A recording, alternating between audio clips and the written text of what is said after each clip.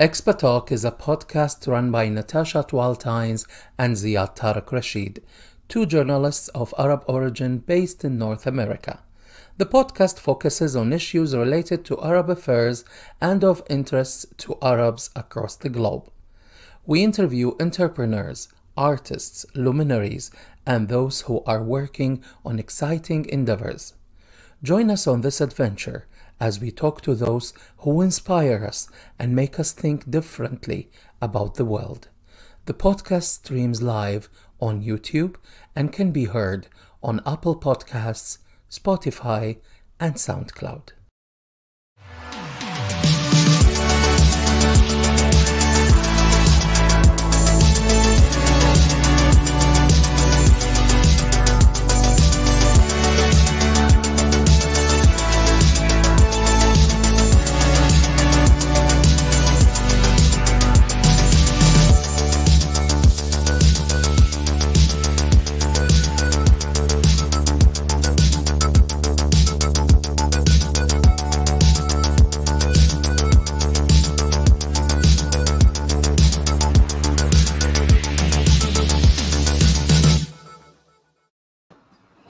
Hello, Natasha, and hello, everyone. This is the time for ExpaTalk, and today we're talking environment. How are you, Natasha? I'm very good. Really excited about our guest today. Yes. Can you tell us about Azzam? I know Azzam is one of the 100 forward thinkers, and he's an environmentalist, and I always stumble when I say this word. I don't know why. And he is the one who restored life back to the marshes in Iraq.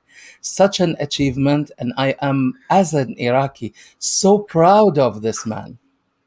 Yeah, I mean, my story with Azzam was, it's funny. I was, here in the US watching 60 Minutes and, flipping the channels. And I stumbled upon this news report about an Iraqi man who used to live in the US, came back to Iraq, and he restored the Iraqi marshes. And I saw a video of him canoeing, on the river, between the marshes. Yes. And I was looking at the place. I was like, oh my God, this place is like heaven on earth. This is so beautiful. I really want to go there. And I was like, this man is fascinating. How did he manage to do that? And years later, maybe 5 years after that, I was in the Dead Sea in Jordan with some of my friends. And then they introduced me to this man. He was a mutual friend, and we were talking. I don't know how the issue of the Iraqi marshes came up. And I was like, oh my God, are you the same man that I saw on TV? And I was like, blown away. I mean, this amazing man who did this work, that I get actually to meet him in person. So we chatted a lot about it. And then in addition to talking about that, he's like very, very smart, wonderful, very kind man. And I remember he told me something. I remember until now, maybe 6 years later, we were talking about happiness and living in the moment. And he looks at me, and he looks at, we were sitting in front of the Dead Sea. I'm like, see the Dead Sea, this moment that we're living, this is happiness. You're enjoying nature. This is how you define happiness, is living in the moment. So he was actually one of the first people that made me think about the concept of mindfulness, about living in the moment, about enjoying nature. The here and now. The here and now. And so Azzam is just a fascinating guy. And I don't want to talk, I can talk forever about him, but I know the audience want to hear from him. So, without further ado, let's just bring him to the studio. Yes, please. And Azzam also is very famous for talking about climate change and the calamities that are coming over to the region because of climate change, shortage of water, evaporation of the waters, and a lot of other troubles that people are not even aware about them because of all the political issues that are happening there. So let's bring Azzam and talk to him. Azzam from California, Los Angeles, California, joining us right now. Welcome, Dr. Azzam. Hello, everybody. How you doing, guys? Hello. Hello, we're doing great and we're very happy to see you. Good to see you. It's an honor and a privilege to have you over in our podcast. Thank you for your kind words. I listened to the introduction. I'm not really that great, guys. I mean, I'm just No, an you average are. guy. But okay, You are. thank you very much for the compliments. I really appreciate it, and yeah, it's been a privilege the last 25 years, 25, 21, no, 19 years actually, coming back to Iraq, working on the marshes and issues of the environment. Anyway. Uh, yeah, I'm thankful for your gracious introduction, and let's get to You're the welcome. subject matter. Let's cut to the chase. Let's cut to Uh, the chase. Exactly. the story of the marshes, I think a lot of people know about it. They know what happened to the marshes during the 80s when the marshes, when an ecological disaster has been created over there. And then life almost gone. The inhabitants of that region had to flee the area, finding refuge somewhere else. And then after 2003, the restoration process started to come back again to the marshes, and thus life came back. This is the story in a nutshell, but we want to hear from you. And then also, we want to hear as well, in addition to the progress in that area, there are also calamities and disasters coming, environmental disasters coming to that area. We want to hear from you about those disasters as well. So the stage is yours, and go ahead, sir. Ziad, it's dangerous to give me an open-ended question because I'll talk forever. So tell us in a So nutshell what happened in the marshes and how did you restore them back? I did not restore the marshes. Let's start with this way. Okay. The marshes were restored by the Marsh Arabs. I only helped in identifying areas where we can actually get a bigger bang for the buck, given the limited amount of water available. Anyway, let's talk first of all about the marshes. What are the marshes? The marshes are essentially a natural retention basin for floodwaters. The Tigris and Euphrates, the eternal Tigris and Euphrates meet in southern Iraq, and every year during the flood, a huge amount of water comes. 60% of the water of the Tigris and Euphrates comes in the spring. All that water cannot get to the Gulf, so essentially what you have is a water world in the middle of a desert, and this is what gave life to an area that should be, by all other accounts, barren. Look at the satellite pictures and you'll see southern Iraq to be green in the middle of a desert. Why? Because of the presence of water, because of the presence of the fertile soil, but more importantly, because this flood comes in every year and it heals the farmlands. It absorbs the salt water that comes in, that gets created by evaporation. It deposits a new layer of silt and clay, renewing the vitality of the farmlands on an annual basis. The Sumerian forefathers celebrated these floods by celebrating the goddess of fertility, Ishtar. They understood the importance of the floods. It's a lesson that we have forgotten. In fact, our engineers of the past century, and one of them was my father, spent their lifetime protecting cities from floods. The entire infrastructure of Iraq is built to protect Baghdad and other cities from floods. This has saved the cities, but it has resulted in a very slow economical death of our farmlands. Our farmlands are being salinized. The desert is encroaching, and we are losing productivity. We historically have been the breadbasket of this entire region. We now are dependent completely on oil. We sell oil, and we buy food. We don't eat our own food. All right. So this problem is starting. When did it start? Is it starting now because of climate change, and that's how it is affecting this region, or it's desalination? What is exactly happening in the region that makes it so dire over there, so All right. dangerous? So, like anything else that is complicated, there's not a single. It's not a single issue. Uh, it's an accumulation, right? We have a history now in Iraq for the last 70 years. We have become 95% dependent on income from oil, instead of our history, which was basically based on exporting food and our trade links, connection between Basra and Europe, between Iran and the West, Jordan and the Levant. That was our history. Our history was we made a living through this way. when oil was discovered, it became easy life, and so right now, I mean, we jumped in from the marshes and their history to the current danger, which is I think is more important than talking about the history of the marshes. Look, CO2 is increasing. Everybody's talking about climate change as a threat to the entire world. So essentially, the world is now embarking on a 10, 15, 20 years process to lose its addiction to carbon or hydrocarbons. In other words, in 10 years, the demand on oil is going to be decreasing slowly but surely. For I'm so showing, the as you speak right now, I'm showing some pictures from the marsh areas. For those who don't ah know about the marshes, they can see them while you talk, Azzam. So these images are taken from Al Jazeera satellite channel in English, and these images show life in the marshes after they have been restored.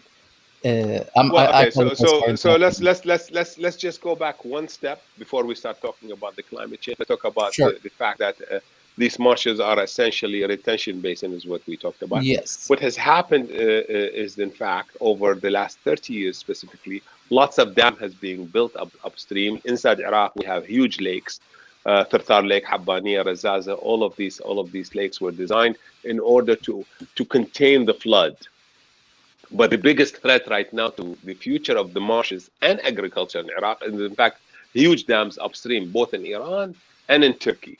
The flood is no longer. We no longer have floods in Iraq, and we are not going to have floods for the next 100 years or so until these dams get decommissioned. That said,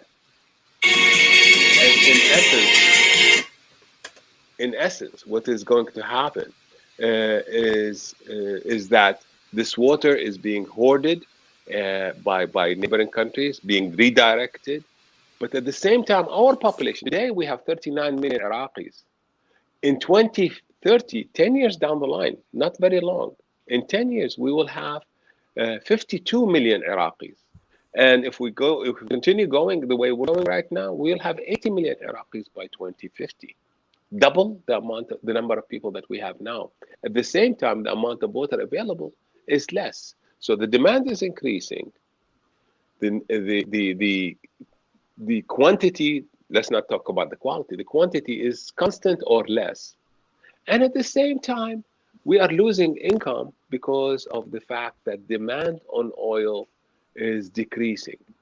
Mhm. So we have a triple whammy coming up, hitting Iraq just at the right time.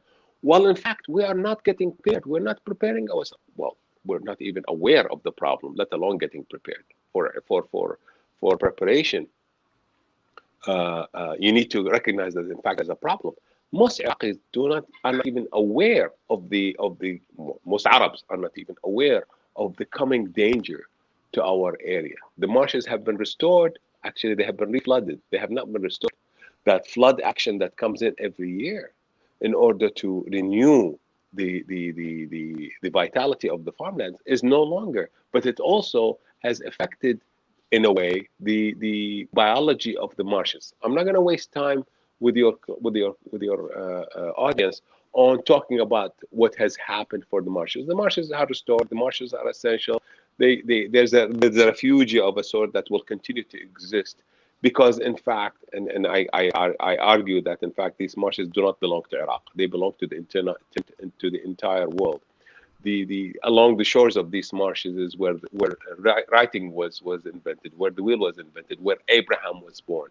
This is a World Heritage Site. Literally, it was declared by UNESCO as a World Heritage Site precisely because our civilization, our way of life, in fact, is rooted in the area around the marshes. Now, is it going to continue to exist? The answer is yes, in a different state than they were originally, but they will continue to exist. What I have learned over the past 18, 19 years is that nature is incredible. She has resilience. She is able to heal herself very easily all we need to do is step out of the way and let nature Heal heal, it herself. Heal itself. heal herself. Uh, Azam, when we were chatting earlier before the show started, you said something that really resonated with me, and I've, as always, everything you say resonates with me. But you mentioned about the threat that's happening to us, and we are busy fighting each other. Different sects are fighting each other, and they don't realize that the biggest threat that is going to come to us, it's not a political threat, but it's the climate threat. and Absolutely.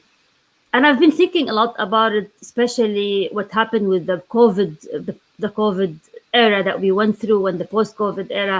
We were all like busy fighting ourselves, and we didn't even recognize that pandemics were waiting for us, and actually came hit us out. We felt it came out of nowhere, but pandemics have been in the work for a while, and we were not paying attention, and millions of people died.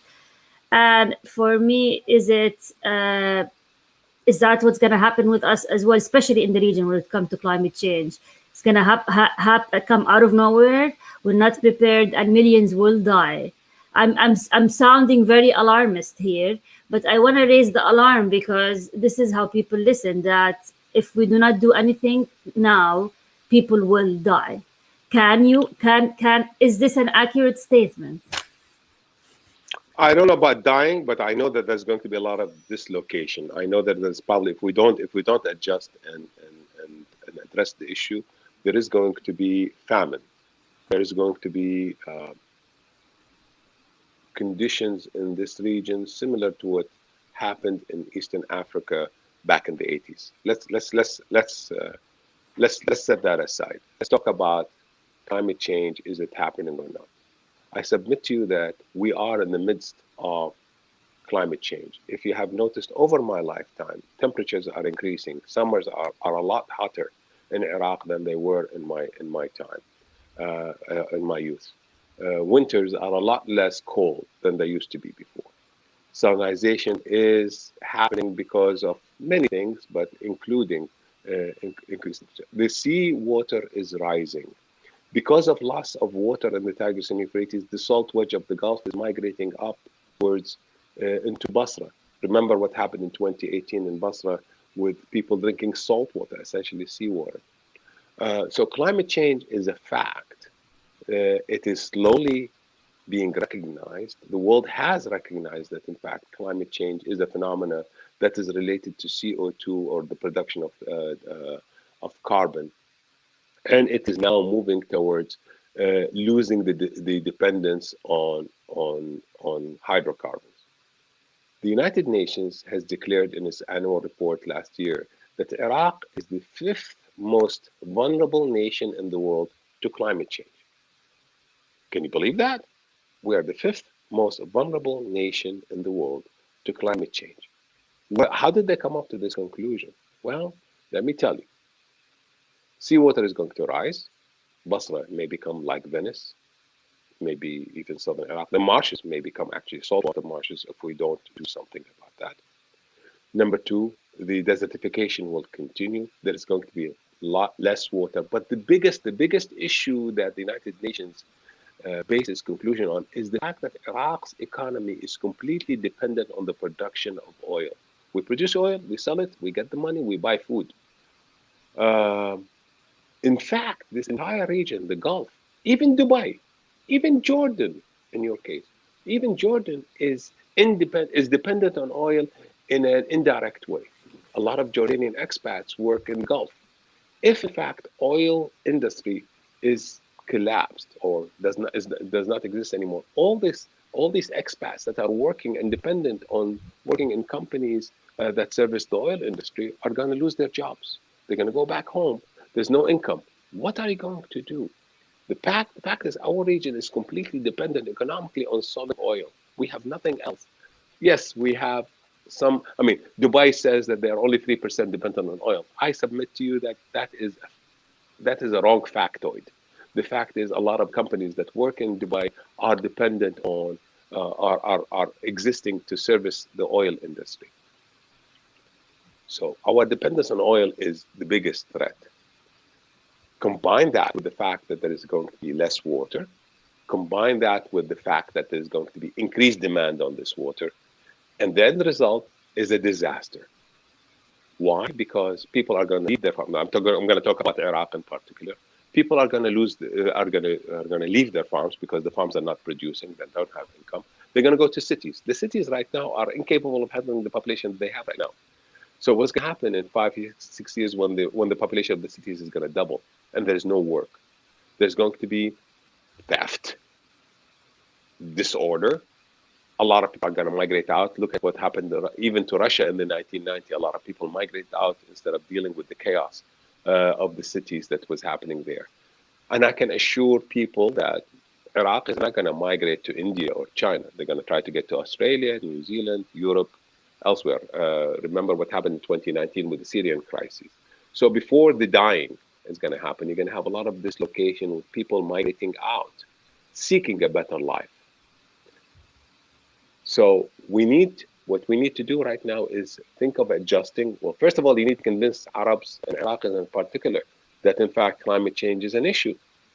They're not even aware. I mean, we still base our economy, our entire budget is based on selling oil and spending it in salaries that will be then translated to food and other goods being imported. So is the situation dire? Is there no solution? The answer is, rest assured, there are solutions. What is missing is the political will to execute the solutions. I say So people.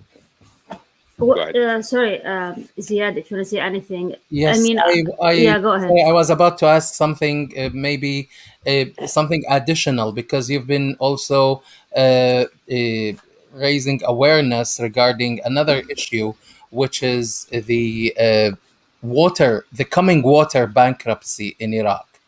And you said that Iraq, the land of the two rivers, Mesopotamia, which is known by its famous Tigris and Euphrates, is going to run dry of water one day, and Iraq will start begging for water.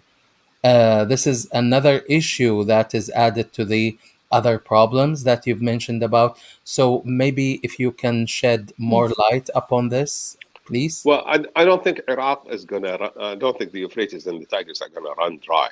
They are going to have less water. That's for sure. As I just mentioned, the entire structure of water management in Iraq is based on flood control. We have one lake, Tartar Lake, that has a surface area of 3,400 square kilometers. Okay, 3,400 square kilometers is bigger than the Dead Sea. Multiply that by 3 meters of evaporation on average every year, and you will see that we evaporate 7.5 billion cubic meters of water from that one lake.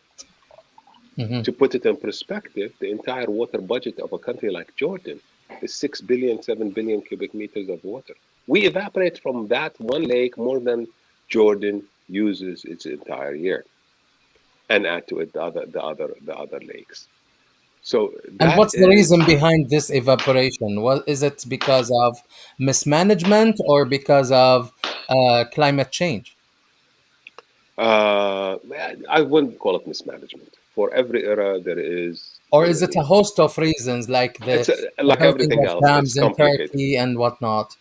It's a lot of reasons. So the main Okay. reason is in fact these lakes were created for flood control in the 50s and the 60s. That was needed at the time. That was before the era of dam building. Then there was added to it dam building that kind of changed the nature of the Tigris and Euphrates. And then you have increased temperatures now. The temperature is increasing, so evaporation is increasing. So it's like slow. It's like the frog in the water in a water pot that's being heated. We don't feel it immediately, but in reality, we are boiling and slowly dying without really noticing it. And so what I mentioned here is that in fact, evaporation losses, if in, well, okay. So I just mentioned that evaporation from Qatar is about 7.5 billion cubic meters by itself. The Ministry of Water Resources is predicting a shortfall of about 10.8 billion cubic meters of water a year in 2035 because of the increased demand that I talked to you about, Yes. and the predicted increase in agricultural use. So if we save that 8 billion cubic meters, we solve two-thirds, maybe more than that, 75% of the problem. But how? How do you save that? Here is what I have suggested in a paper I published in October of last year. Mhm.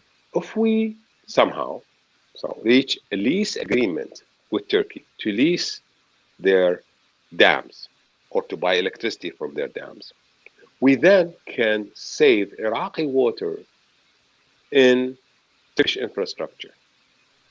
Okay? So we are leasing storage space. And thus, we will make 8 billion cubic meters available for use instead of being evaporated into the air. It is thinking outside the box. Now, people will accuse me or have accused me of saying this is essentially giving Turkey control over Iraq. My answer, ladies and gentlemen, I have news for you. I am not giving Turkey anything they don't have right now. Turkey can store all the water and cut off the Tigris and Euphrates for at least 3 years if they want to do harm.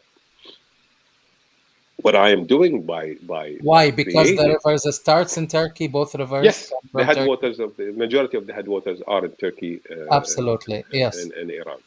Mhm. So the point is, I am actually not going to be paying for water. I am going to be paying for leasing rights, and in fact, I'm going to buy electricity. The price for that lease, by the way, is not oil. It is in fact going to be by giving Turkey access to the Gulf through transit rights in Iraq. Mm. So I'm essentially creating a codependence indirectly between Turkey and Iraq using trade versus water management. Mhm. In fact, what we can do in the future, so one of the solutions for what are we going to do in the future for our economy in Iraq, I am saying that southern Iraq will become forests of photovoltaic cells. Those who live in Jordan understand, those who live in Morocco, those who live in Egypt even, understand that the photovoltaic energy of our portion of the world is 3 times the photovoltaic energy in Europe. In other words, a photovoltaic cell installed in Germany costs the same as a photovoltaic cell installed in Iraq or Egypt or Morocco. Yes. But it will produce 3 times as much electricity over its lifetime than it would elsewhere. So for the same cost, you have 3 times the production. That's a lot of energy. So I see Iraq in the future producing photovoltaic energy. And with the photovoltaic energy or electricity that is not sold, what we can do is use it to generate hydrogen from the Gulf water, salty water, and that hydrogen can be the battery because using hydrogen cells, you can produce electricity at night when there's no photovoltaic energy. And in the winter, when in fact your day is a lot shorter than the summer. So Iraq's future economy is going to be based on exporting energy, clean energy this time, as opposed to hydrocarbon. Number two, trade by connecting Basra to Europe through Turkey and east-west Ufuk by connecting China through Iran to the Levant, to the Mediterranean. So east-west, north-south, and then by doing management properly with Turkey on water, I can tell the Turks, look, this water that you are using for agriculture in Turkey, you're only producing for 4 months a year because the mountains you can't really grow much in the winter. But if you use that water to produce food in Iraq, you can produce food 12 months a year. And so we can actually become the breadbasket like we were in the past. We will become a trade route like we were in the past, and added to that, export of clean energy. So along these 3 pillars, we will continue to be vital to the world. And in fact, we have a solution that deals with climate change and benefits from climate change, ironically. Mhm. Mhm. Okay? But what we need for that is political will. Political will is not going to materialize when, in fact, Iraq is what essentially Fragmented. Iraq.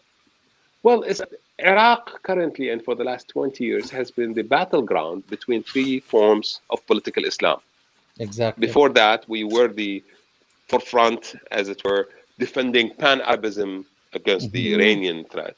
Now, Yeah. what we are is we're the battleground between three forms of political Islam: Wilayat al-Faqih, Wahhabi Islam, and then Ikhwan Muslim in its version in Turkey. I don't want to go into too much Into politics, but that details. Yeah. the fact is we are the battleground. I mean, I understand when the politicians don't have the bandwidth to absorb the need for reforms for a coming threat 10 years from now, when in fact the threat that they are facing is today. ISIL taking Mosul. Who had have thought of that? Who even predicted that? So I do not blame the Iraqi politicians for not having the bandwidth to absorb and understand the future threat, because they are dealing on daily basis with an incredible different. I mean, you have lack of electricity, you have democracy that is causing people to demand and wanting. Now, I disagree with a lot of Iraqis in the fact that they think that it is their right to demand a house. The government does not provide houses anywhere in the world, maybe except the communist countries. But anyway, that's Yes. another issue. So let's concentrate on let's concentrate on the issue of the threat that is facing Iraq, but not only Iraq, the entire region. I Hmm. just mentioned Wilayat al-Faqih. I just mentioned Ikhwan Muslimin. I just mentioned Wahhabis. What is the common? I mean, they're competing, right? But there is a common threat. The common threat is, in fact, the departure of the world from the use of hydrocarbon. That's a threat to Iran's economy. That is a threat to the Saudi economy. That's a threat to the entire economy of the region, including Turkey. So And this is we this have is one of actually. the issues that I'm going to talk to you about, the regional environmental threats, which is one of the axes that we're talking about today. But before going there, allow me to interrupt you, please, because of the time as well, and because also we want to talk later on about the blueprint for the future, Mm. and Oh, I just gave that you will be Natasha's topic. So the salt wedge. Before moving to the mm, regional threat, I mm, want to talk with mm, you also about the salt wedge of mm, Shatt al Arab. What are mm. the possible solution? You've been warning against this for a very long times. Can you give us solutions, please? And what Well, is first the salt wedge? Yeah, let's let's talk yeah about what is the Yeah. salt So wedge let's for define it. define audience. exactly. Okay. Define it Define the for salt our audience. wedge and give us solution for the benefit of our valued audience. All right. Shatt al-Arab is a river created by the meeting of the Tigris and Euphrates. As long as Mhm. it has enough water, it pushes the Gulf water and keeps the Gulf water at bay. It keeps it in its place. Historically, the water flow is so big that, in fact, it is enough to keep the salt wedge at bay. What people don't understand is that Shatt al-Arab, the bottom of Shatt al-Arab is minus 10 to 12 meters below sea level, right? Yes. It's actually, if there's no water flow in the Tigris and Euphrates, the sea will come all the way to Basra. What has happened over the past 20 years is, in fact, the flow of Shatt al-Arab is decreasing slowly because of increased demand, because of dams upstream. So as a result, the salt wedge is moving up. How does it move up? From Because, the in fact, Gulf. from the Gulf. It is now a fact of physics is that salt water is denser than sweet water.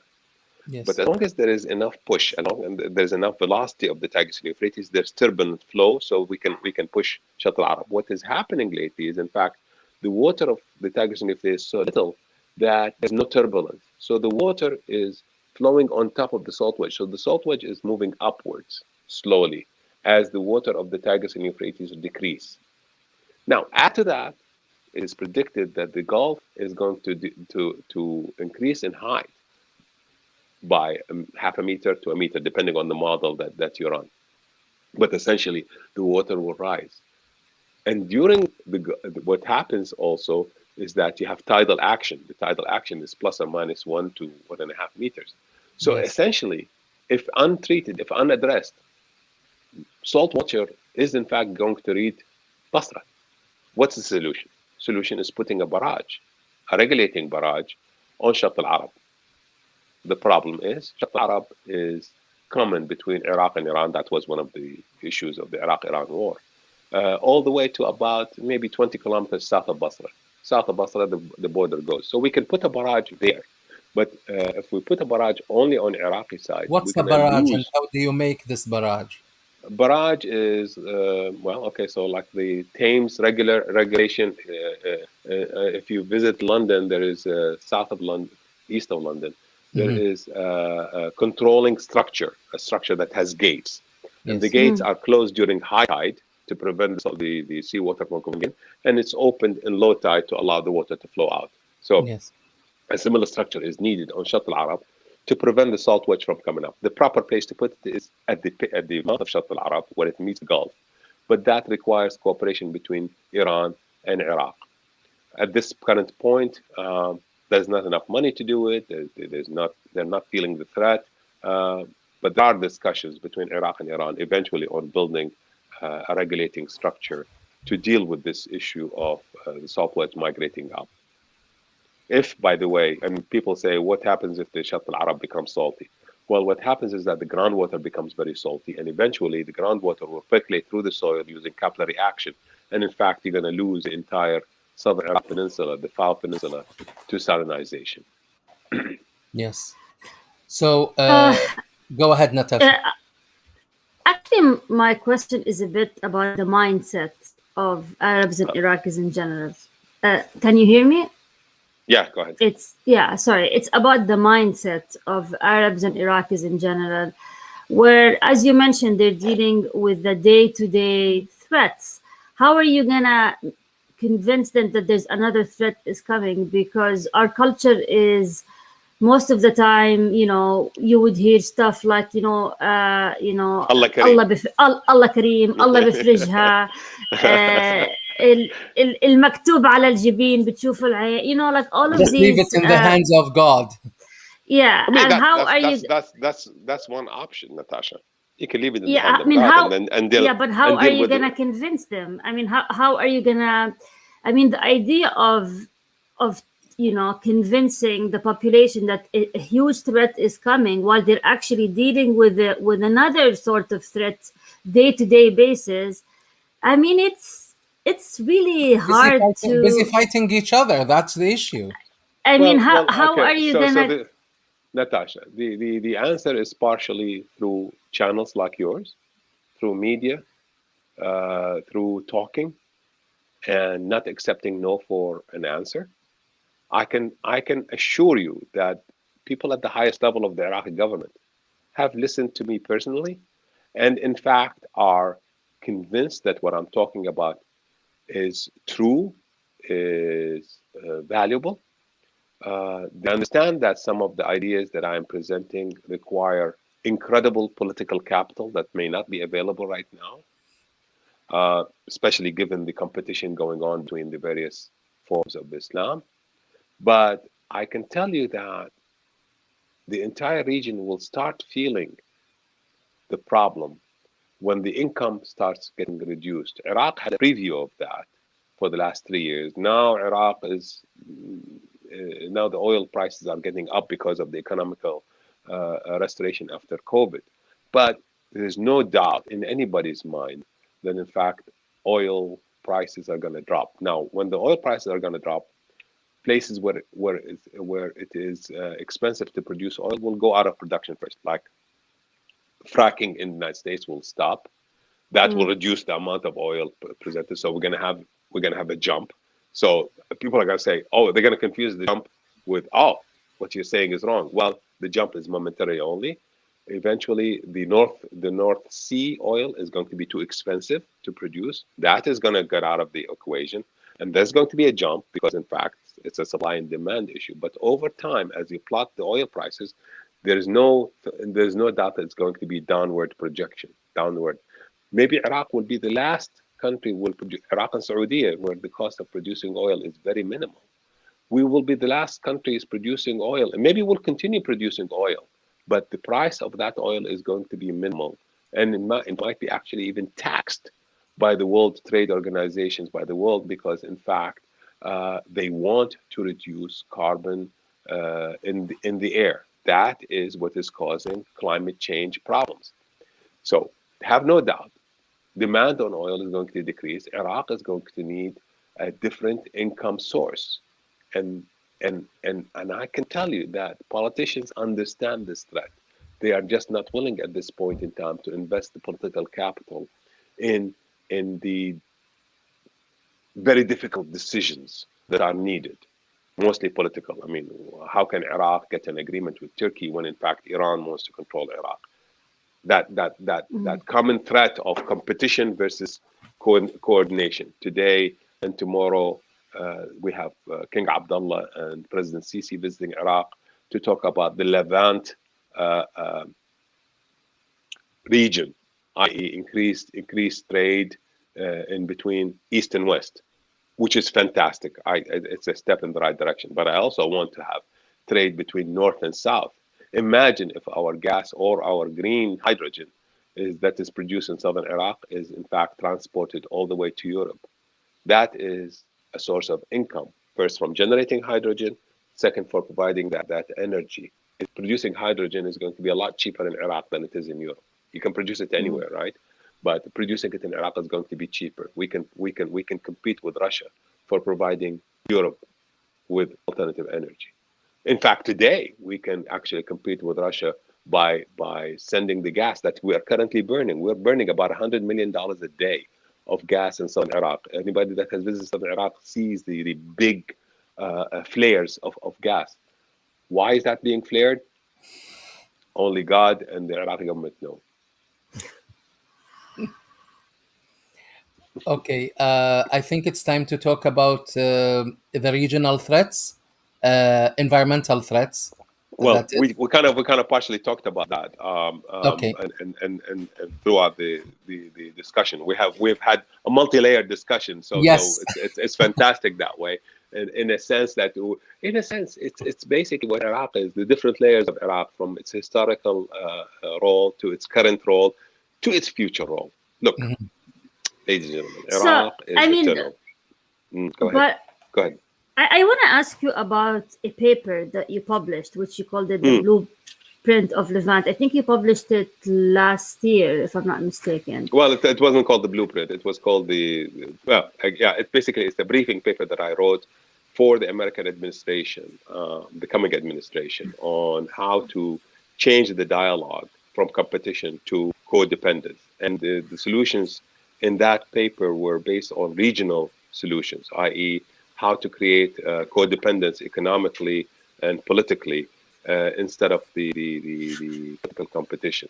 And this was to the Biden. This was to the Biden administration. Well, at the time I wrote it, we didn't know that Biden is going to win, but the projections were, in fact, the Democrats are going to win. And had the Democrats not won, then the paper would be unused. But as it stands right now, the paper has been reviewed, and we're getting questions. Well, yeah, I mean, look, what was the feedback from the paper? I mean, what was the impact? Great ideas.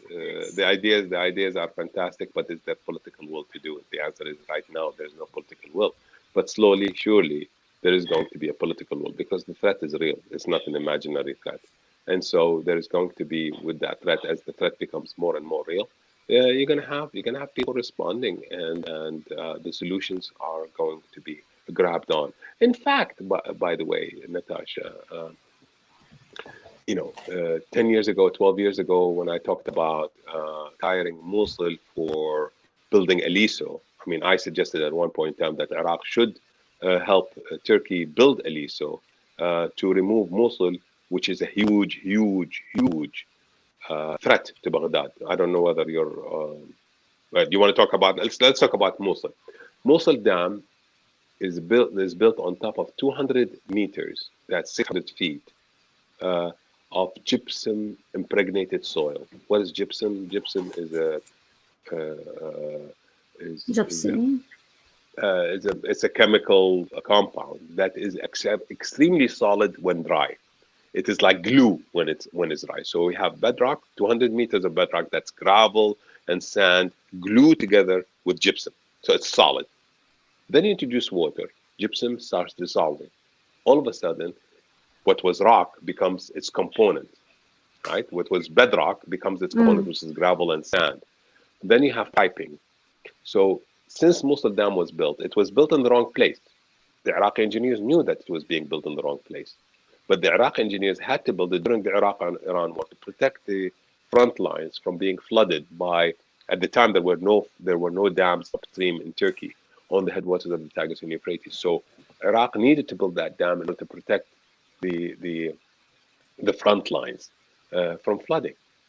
As a result, since its began operation, Iraq has been needing to grout, i.e., drill holes underneath the dam and push cement and sand in order to replace that gypsum that is being dissolved. So this is a 3 kilometer, no 1.5 kilometers long dam, being undermined actively all the time by the water migrating below it.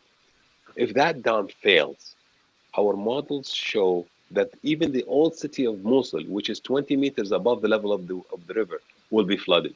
Imagine a tsunami that is migrating from Mosul Dam all the way down to Baghdad. Baghdad, within 3 days, will be under about 5 to 6 meters of water. Okay? What does 5 to 6 meters of water? Nobody's going to die immediately because people are going to have alerts before that. They're going to move to the second floor of their houses. But imagine a city as large as Baghdad without electricity, where all the storage of food is ruined because water has flooded the stores, where there is no car operating because they have been flooded. There is no water.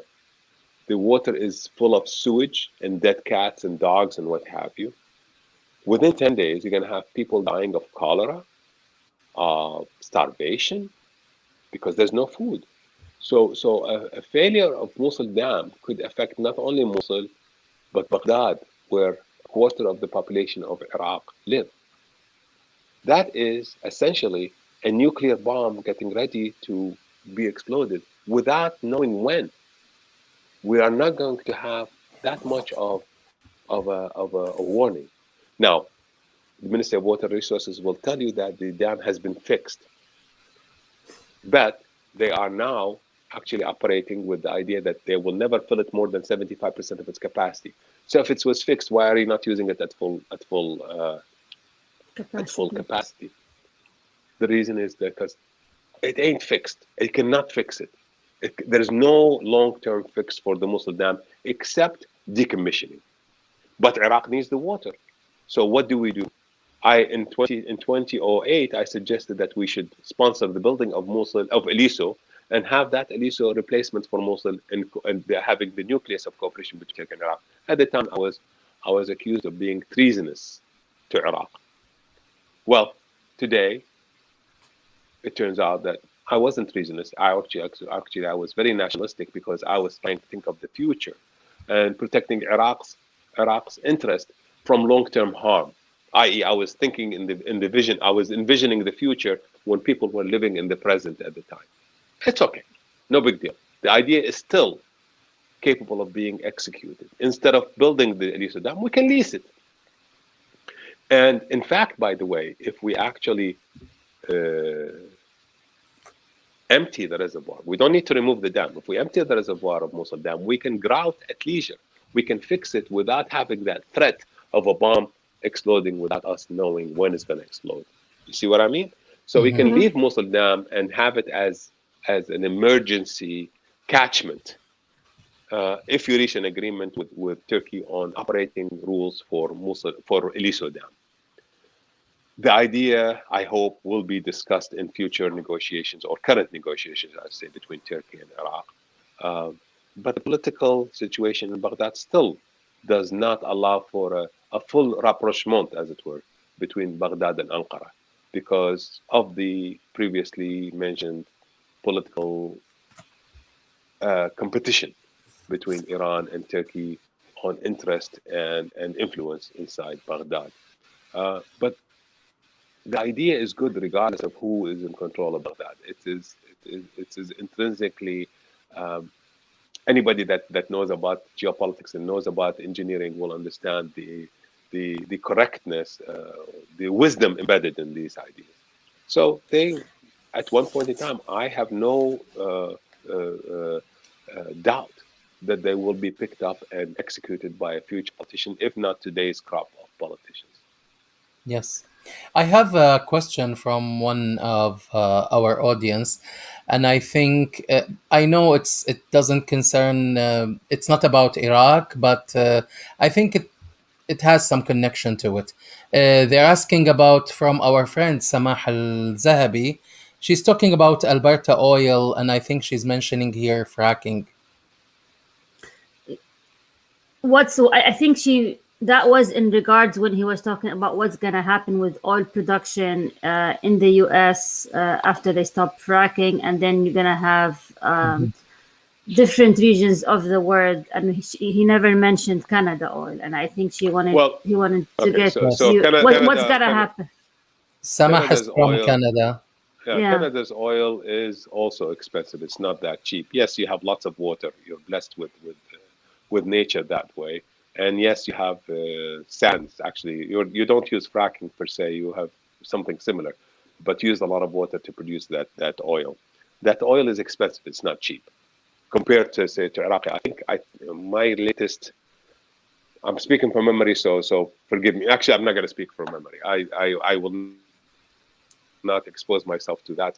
But I know that the Iraqi production of Iraqi oil is the cheapest, one of the cheapest in the world, just like Saudi. Yes. Canada will continue producing as long as it makes anybody. It's not just Canada, Venezuela, the United States. Everybody will produce as long as there is profit. If there's no profit, people have no interest in investing money, especially in the West, when in fact production of oil is not subject to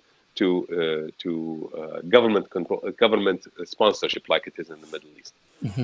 And so Canada will continue producing after the fracking stops in the United States or becomes uneconomical. So Canada will continue to produce, but there will be a certain point in time in the future when the demand worldwide today is about 90 million barrels a day on average. And the United States consumes 25 million barrels a day, so about a quarter of the production worldwide. Now, by the way, cost of oil is not the cost of production only, but also cost of transportation. So Canada can continue selling its oil to the United States because of the distance, right? So the economy is not just about production, it's about getting the product to the market. The United States production continues even though the cost of production is higher than Iraq, simply because it's cheaper to deliver it to where it's being consumed in the United States. Yes. So the economy of oil is really complicated. It has many different layers. Venezuela is right next door to the United States, and actually the United States buys oil from Venezuela. It does not buy it. Anyway, it's complicated. Yes. The point is the oil economy is shrinking. Let's accept that. It is shrinking because demand is decreasing and will continue to decrease. That's a simple fact. How fast? Well, people tell me, I've heard about peak oil back in the 70s. True. But climate change is the new variable that was not there before. And climate change is being felt on daily basis around the world, from Bangladesh to southern. I mean, do you realize that our models indicate that the Gulf will be uninhabitable in the summer? Do you know that some models predict 70 degrees temperature in the Gulf? You know what's I have read that somewhere, and also in Iraq. Your blood will boil. Yes. I mean, guys. So without electricity, you cannot live. So this is the common thread that was not felt before. And I would. Sorry to interrupt you, Azzam, but yeah. What are you saying is very scary. So I wanted to ask you, what would you say to climate change deniers? And climate change deniers they're not only in the Arab world. That's a very good question. Very good question, Natasha. I mean, we have them in the US, US politicians or Arab world. They're everywhere.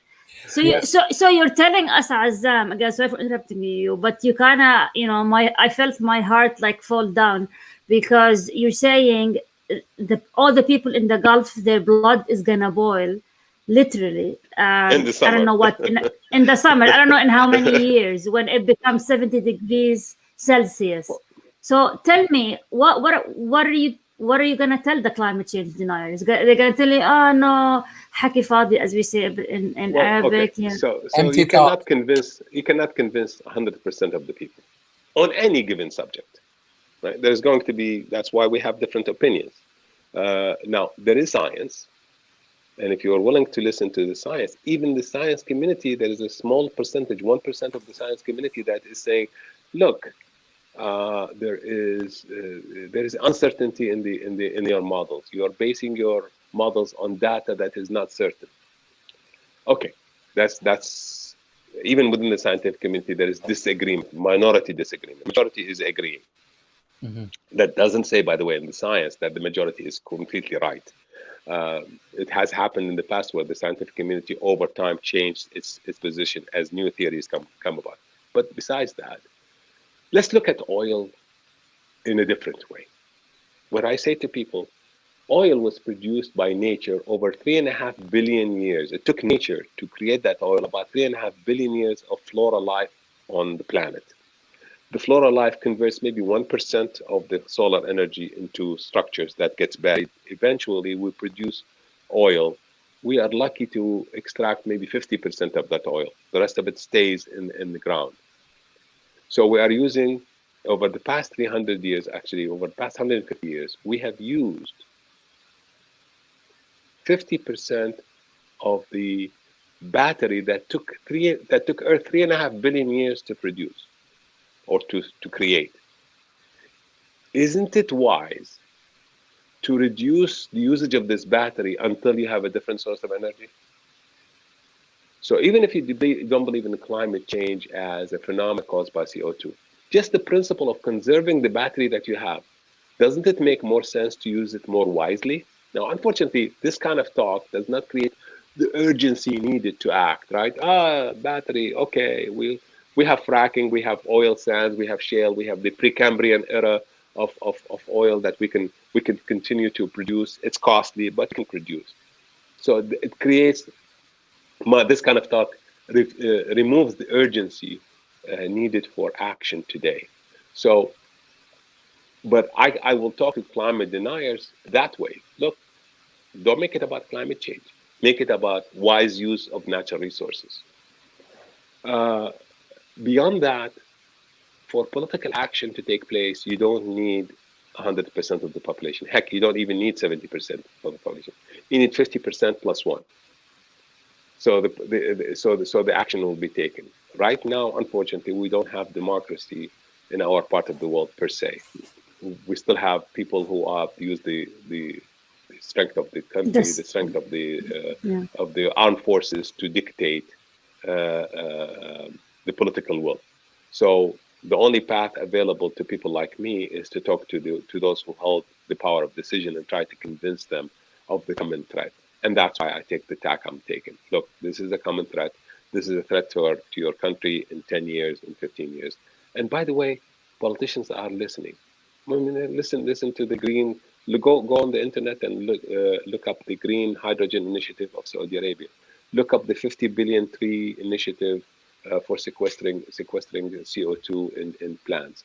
There are a lot of there are a lot of actions that are being taken in order to deal with the effects of climate change.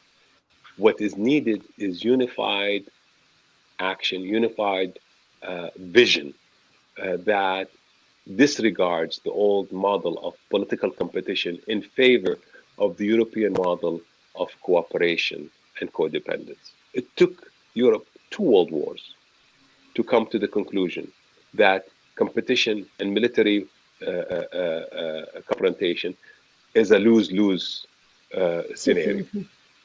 Uh, is it gonna? Are we gonna need two world wars in the region to convince us that in fact cooperation and codependence are the way forward, or are we wise enough to read history and understand that in fact our future is embedded in our past that had no borders, that had trade as the basis for our peoples to live, trade as well as food production, were our historic way of making a living in the Levant. And in fact, it is possible to go back to our past to find the blueprints for our future. That's amazing. Mm. These are the final thoughts, and a lot has been said today, and a lot of threats are coming over to the region if they remain unaware or Ziad, ignore this. let me interject here. Ziad, Yes, your role, the role of the media, cannot be understated. You have the responsibility yes, to make the people of our region and expats understand the dire situation we're in. absolutely. And Without this without is what I wanted to ask you. That's my question, the last question. What do you want from us and from the people in the Middle East to do regarding this particular topic? spread the facts. Mhm. Just talk facts.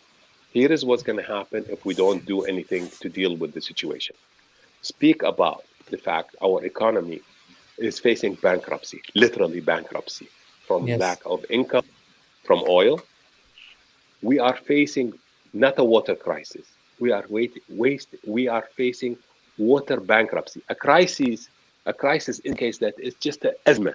It's just a momentary problem, and we will deal with it and we'll move on to better times. What we are facing is bankruptcy. Bankruptcy means that your income is less than your expenditure. So what we are facing is bankruptcy. It's not a crisis. absolutely. So what do you do when you have a bankruptcy coming up? You cut your expenditure. You try to improve your income. Income. It is time to act. Increase your income and reduce your expenditure to avoid bankruptcy. Yes. Wow. I'm speechless. I I, really don't know. I'm actually scared, and I keep thinking about the education system in the Arab world, and even anywhere in the world. I mean, are we teaching this to the kids? No, You know, who are no, growing up? no, Do they know what's no, going on? Is that what we're putting in the books? no. I don't think so. But right now, we don't have the time to work on the next generation. What we have to do is work on today's crop of politicians to create the political will needed Yes, for creating the solutions.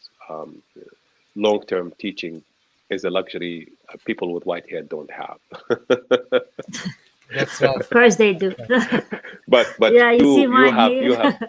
you have that responsibility, unfortunately No, no, for there you. is. I But have some here. but Azam, it's been a pleasure and honor to chat my with pleasure, you. and my honor And to address your audience.